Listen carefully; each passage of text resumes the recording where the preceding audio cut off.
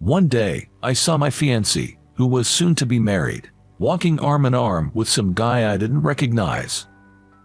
After a night shift, I was driving to pick her up. This city, on the cusp of Christmas, was brightly decorated and the faces of the people bustling about were cheerful. From inside the car, even my heart, against my usual demeanor, felt festive. I'm Jim. Working in real estate, I always pick her up from her job on my day off, Wednesday. Her name is Anna. We met through a colleague, Brandon, and have been dating for 3.5 years. Anna is a nurse. Never having been hospitalized myself, my only knowledge of what a night shift nurse does comes from the stories Anna tells me. But seeing the sheer exhaustion on her face as she gets into the car, I understand it's no easy job. Today, she looks especially spent. Rough day. Oh, you look beat, I say. Can you tell by my face? Oh, I hate that. Saying this, Anna bashfully covered her face with her hands. Her gesture was so endearing, I just wanted to hug her right then and there. But I'm driving. Must resist. You seem really sleepy. Maybe we should postpone the venue viewing for another time. We had plans to go check out a wedding venue. Jess, we are getting married. We've introduced each other to our families and are in the midst of deciding on the venue and the date. Let's go since we're all here. I'm fine, really. Plus, I've been looking forward to today for so long. As she said this, Anna's eyes were sparkling. Next, we're headed to a small chapel on the outskirts of town. It was the first place Anna had suggested. Choosing a humble venue over a fancy hotel really shows her modest and gracious character. It was a much better place than I imagined. On the way back from the chapel, looking at the brochure, Anna said excitedly, "Should we just decide on that place? I think I want to check out a few more places. Anyway, I want to get married as soon as possible," I said, and Anna nodded happily. Having the person I love by my side, smiling at me. I can't imagine anything happier than this. I will definitely make her happy. That's a promise I made to myself. But suddenly, those happy days came to an abrupt end. It happened one day. Working overtime, I noticed my coworker, Brandon, lingering around me, looking like he wanted to say something. Come to think of it, Brandon has been acting strange since this morning. I figured he might have a stomach ache or something, so I just kept working. Couldn't you just ask what's wrong? Impatient, Brandon finally approached me. What's up? You need something? No, it's hard to say here. Reluctantly, I let Brandon drag me to our usual tavern. After taking a sip of the draft beer that had been served, I turned to Brandon. So, what is it you wanted to tell me? Well, you see, Brandon mumbled, hesitating. I let out a big sigh. If you just wanted to drink, you should have said so from the start. It's not that. Just calm down and listen, all right? Typically when Brandon starts like this, it's usually some trivial story. About how the lady at the office greeted us with a smile, or about the boss walking with a young woman. Did you catch the branch manager in an affair? I said, browsing the menu. That's it. Brandon nearly stood up as he pointed at me. I couldn't care less about the branch manager's flings, to be honest. It's not the branch manager I saw, it's... As I shifted my gaze from the menu to Brandon's face, he was looking at me with a strangely serious expression. A vague feeling started to creep over me. No way, I thought. Jim, I heard you're about to get married, and I didn't want to stir the pot, but you're my colleague and a good friend. I was the one who introduced you to Anna, my friend from college days, so I have to tell you. My heart started racing. With my palms starting to sweat, I waited for Brandon to continue. I sighed, man, Anna walking arm in arm with another guy. I felt the blood drain from my face. This is a sick joke if it's meant to be one. It's no joke. At first, I thought I was seeing things, but look at this. Brandon showed me a picture on his phone. It was taken from behind, but it was definitely Anna. She was wearing the turquoise blue scarf I gave her last Christmas, walking arm in arm with a man, as if they were supporting each other. What does this mean? I tried to think rationally about the situation, but my mind wouldn't work because of the shock. It just can't be. Anna wouldn't do something like this. Betray me like this. After parting ways with Brandon, I immediately called Anna and told her, I'm coming over now. Then, I hopped into a cab and headed to Anna's place. When I rang the doorbell, Anna quickly unlocked the door and greeted me. What's up? You surprised me, coming over all of a sudden. She must have been getting ready for bed. Her hair was still damp and loosely tied up, with a cardigan thrown over her nightwear. As I stepped into the room, I began without turning to face her. Brandon says, he saw you walking arm in arm with some guy I don't know. The air suddenly tensed up. Despite the heating being on, it felt like the temperature in the room was dropping fast. Anna remained silent. Brandon's just mixed up, right? My voice trembled pathetically. Anna was still quiet. The only sound in the room was the irritating tick of the alarm clock by the bed. And then, it's not a mix-up, she said in a faint, thin voice. An uncomfortable silence spread once again. Unable to bear the quiet, I laughed it off. You guys are pulling my leg, aren't you? Cut it out. I'm really bad with this kind of prank. As I sat down on the couch, Anna sat a little distance away. Listen, I've decided to break up with you and start seeing him. I was going to tell you soon, but it slipped out now. Anna's face was serious. To me, it seemed like something from another world, and I couldn't help but burst into laughter. Laughing hysterically as if I'd lost my mind, Anna continued. I'm going to date him. Him? Who is he? He works at a nightclub. A nightclub? The guy in the photo looked pale, with delicate features, almost unhealthy. Now that she mentioned it, he did look the part. What about getting married? I never planned on that from the start. Even after introducing you to my parents, that was all you're doing. You've betrayed me. I was never serious. It was just a game. An adult should understand that, right? For the first time in my life, I felt the urge to hit someone.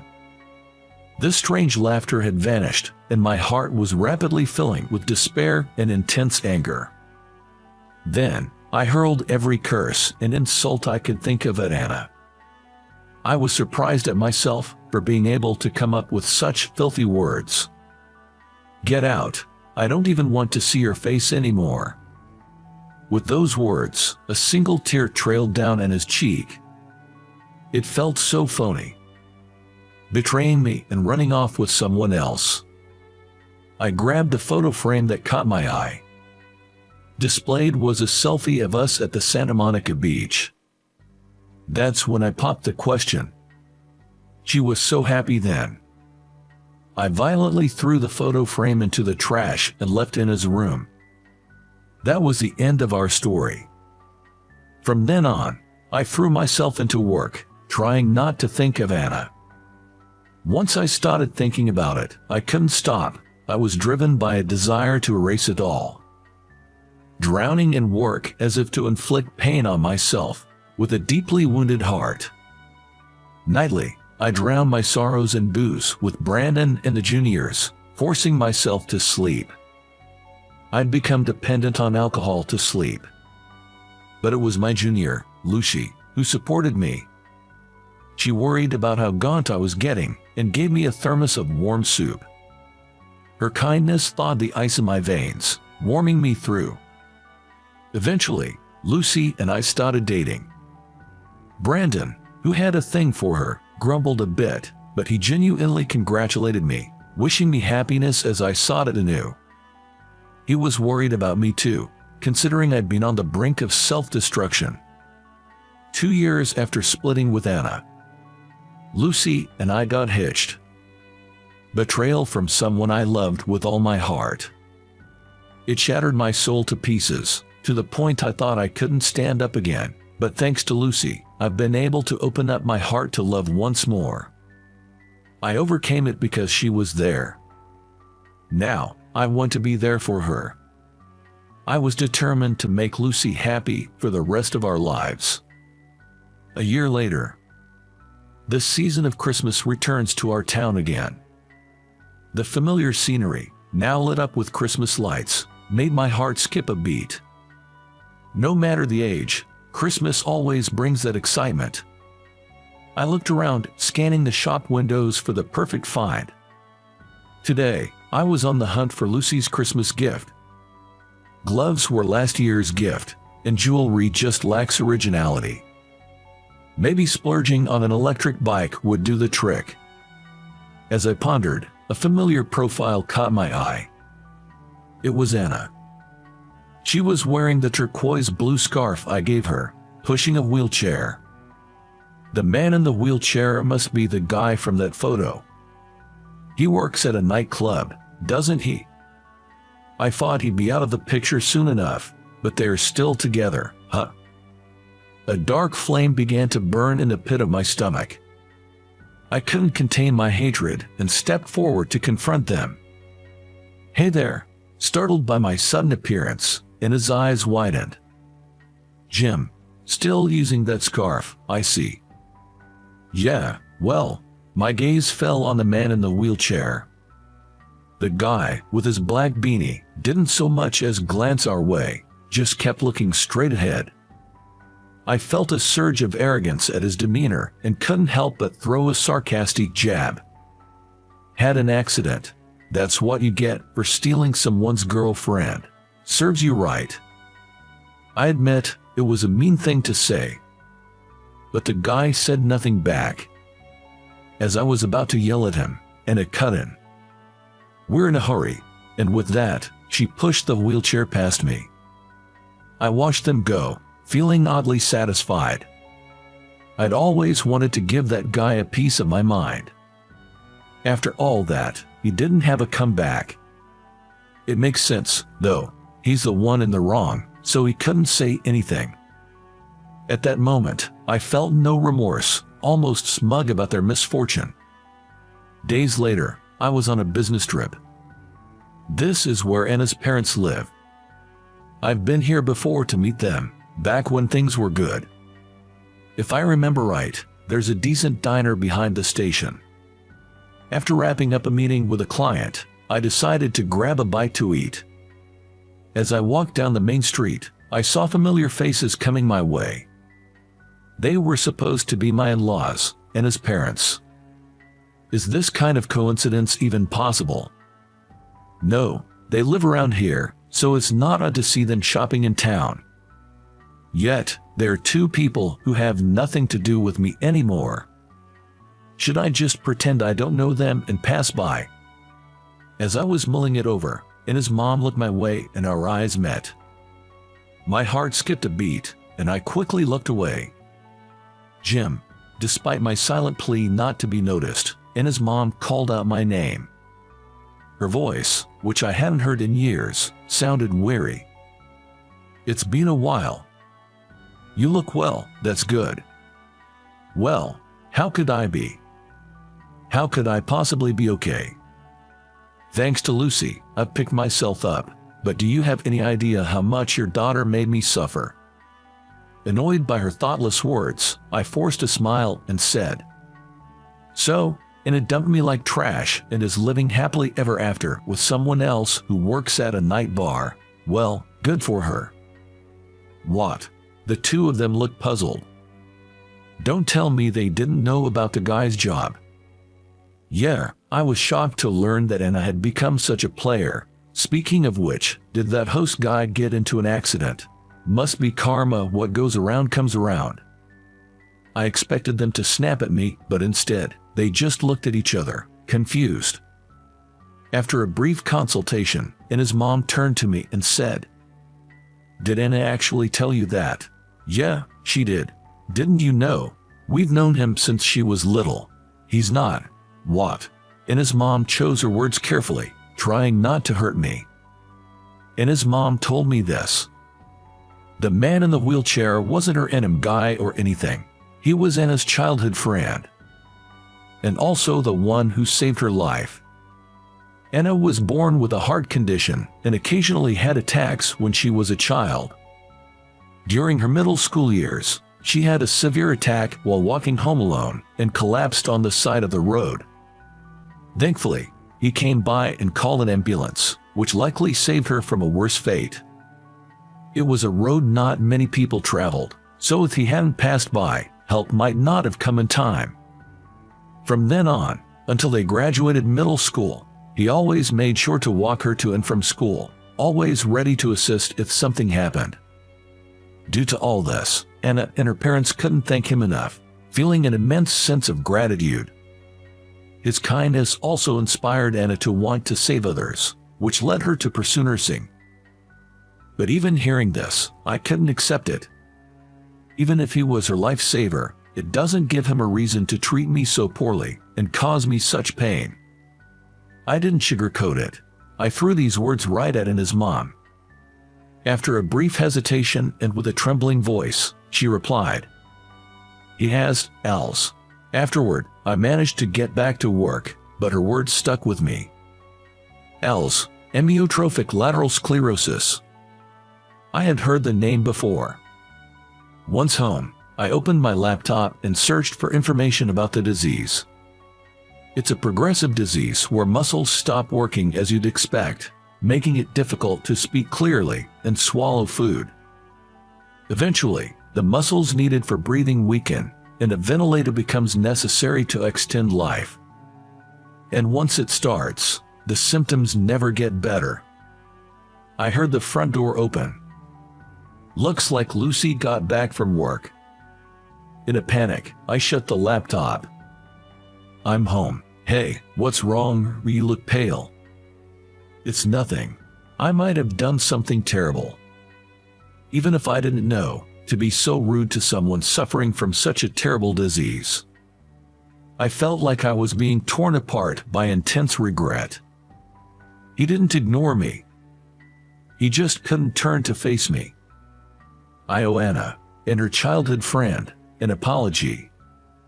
I'm gonna take a walk for a bit. With Lucy giving me a puzzled look, I grabbed my phone and left the house. My breath was white in the cold air. Before I knew it, it was already past the 20th of December. My hands were numb from the cold as I fumbled with my phone, trying to find Anna's number. This was the first time I was calling Anna since we broke up. Would she pick up? After a few short rings, I heard Anna's familiar voice. "Hello, it's me, Jim." That's all I could manage before we both fell silent. I still hadn't figured out how to apologize. The north wind was piercing my cheeks. A feeling of inadequacy overwhelmed me, squeezing my frozen chest tight. Anna was the first to break the silence. "You heard from my mom about him." "Yay, about that. I'm really sorry for what happened before. I don't expect forgiveness, but..." "No, it's me who should say. Actually, he's been wanting to see you. Can you meet him tomorrow? To see me?" I wasn't feeling up for it, to be honest. But I felt I had to. I was the one who said he deserved divine punishment. I need to apologize face to face. We agreed to meet at the coffee shop in front of the station the next afternoon and hung up. The next day, I arrived at the coffee shop an hour earlier than the scheduled time. I couldn't settle down at home. I couldn't gauge Anna's feelings through the phone call the day before. Was she angry? Or was she sad? After about half an hour, the cafe's door opened, and I saw Anna coming. She was pushing the wheelchair just like she had been the other day. When she spotted me, she deftly changed the wheelchair's direction and headed straight towards me. I gave a slight nod and watched her approach. "You're pretty early, aren't you?" Anna said with a weary smile. That unchanged smile of hers made my old wounds ache. "It's been a while, so he is. He's Kevin, just like my mom told you. He is my childhood friend. He can't move or talk normally anymore." Anna spoke while wiping Kevin's hands with a wet wipe. I didn't know what to say and just stood there awkwardly watching. After carefully wiping his hands, Anna bowed deeply to me. "I'm really sorry about that time." I was terribly shaken, thinking that I should be the one apologizing, and I couldn't even respond. Ashamed, I cast my eyes downward. No matter how I try to explain it now, it won't change the fact that I betrayed you and hurt you, but I need you to hear this. And it continued. At that time, Kevin's illness had already progressed to the point where walking alone was difficult. Even if we thought to go for a walk for a change of scenery, during the bright hours when people were around, someone would laugh at his awkward gait or say something heartless. So it became our routine to walk together on less crowded streets late at night. Hearing this, I wished I could just disappear from the spot. The one who had said those heartless words, wasn't that me? I would take Kevin's arm and walk slowly, with me beside him. What Brandon saw was just that. Brandon did indeed see Anna. But she wasn't leaning on him out of dependence, it was to support Kevin. Then why? You could have just explained all this to me. And I looked down sadly when she heard this. The words that finally came out of my mouth were accusing Anna. No, that's not what I want to blame her for. I was disappointed in myself for not being able to express my feelings properly. Then, still looking down, Anna whispered, "Kevin's parents are gone, so I'm the one to support him." It struck me. Of course, that explains everything. She distanced herself from me to take care of Kevin. Why make up a lie about his job? That should have been obvious. Did you lie? For my sake. It's not your fault. I didn't want to burden you with this repayment. If you knew, you'd definitely say you wanted to shoulder it too. You're a very kind-hearted person. What is she saying? That's for my sake, isn't it? Just as Anna said, if I had known back then, I would have definitely decided to shoulder it with her. Knowing that, Anna did something that would make her be disliked. Anna, she gave up her own happiness for her benefactor. As I stood there dumbfounded by the harsh truth thrust upon me, Kevin let out a short cry. Anna listened carefully and began to speak a few words. I remembered seeing it back in high school during a health class. It was a way to communicate with people who couldn't speak, using mouth shapes. Anna used this method to understand what Kevin was trying to say. Kevin said, "I didn't know you were engaged. Dump me and let's start over. Silly, I've told him that I'll never leave him for the rest of my life." Kevin, unable to move his facial muscles, appeared expressionless, but his eyes seemed to carry a hint of sadness. Unaware of Anna's turmoil, that day I cursed her out in a fit of anger. "Is there anything I can do to help?" To my question, Anna shook her head gently with a small smile. "Live your life, be happy." Under the table, I clenched my fist tightly. I felt so powerless that I wanted to punch myself in the face. I certainly loved Anna back then. If Anna is struggling, I want to support her somehow. If she has chosen her path, I want to walk beside her. But I swallowed my words and looked straight into Anna's eyes to say, "I respect your strength. I'll always be rooting for you, so please, find happiness, Anna." Anna nodded slowly, with the same gentle smile she had 3 years ago.